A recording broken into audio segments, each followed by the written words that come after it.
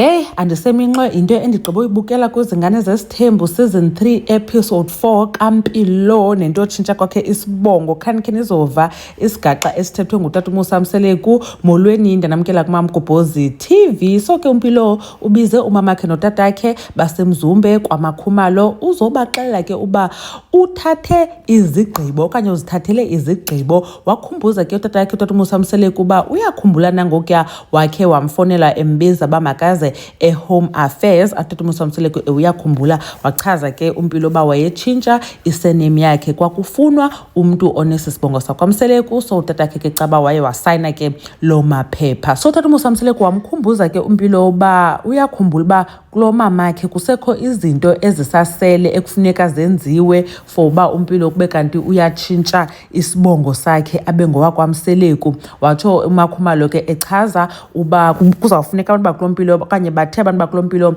bazawubhala incwadi ezawuchaza zonke ezinto zidingekayo ngaphezulu kweziya kwakugqitywe ngazo. So wabechaza ke utatakhe uba uMpilo ke kule nto uba kuthiwa funeka elotyoliwe uyayiqonda where the danger is kule nto yolotyolwa kwakhe.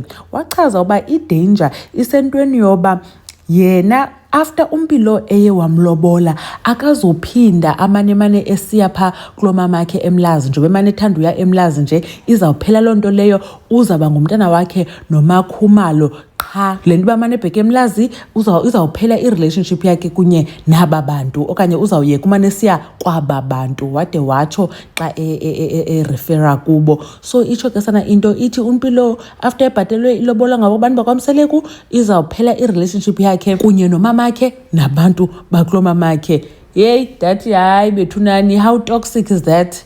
Even thina bantwana bazalelwe emitshatweni ndiyaya kulo mamam akho nto ithi ngenxaba kwalotyolwa umama then ke wasekhaya wana abantwana bethu abasithi andikwazi uba ndingaya kulo mama. So ithini ke kule into? So umntu xa ulobola umntana uqhawula imbeleko.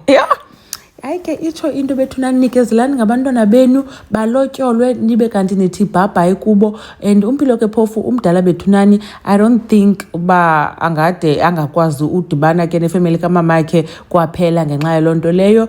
Njengoba bekwazi uziyela nangoku I'm sure angakwazi uziyela. And ke ngoku sebonakalisile uba uyakwazi uzithathela izinqumo nanku ekwazi ubheke eHome Affairs uzitshintshela isename yakhe abazali besale beleke uxoxa bangafuni uyenza. So I don't think utata uMusa Mseleku uzawukwazi umstopa.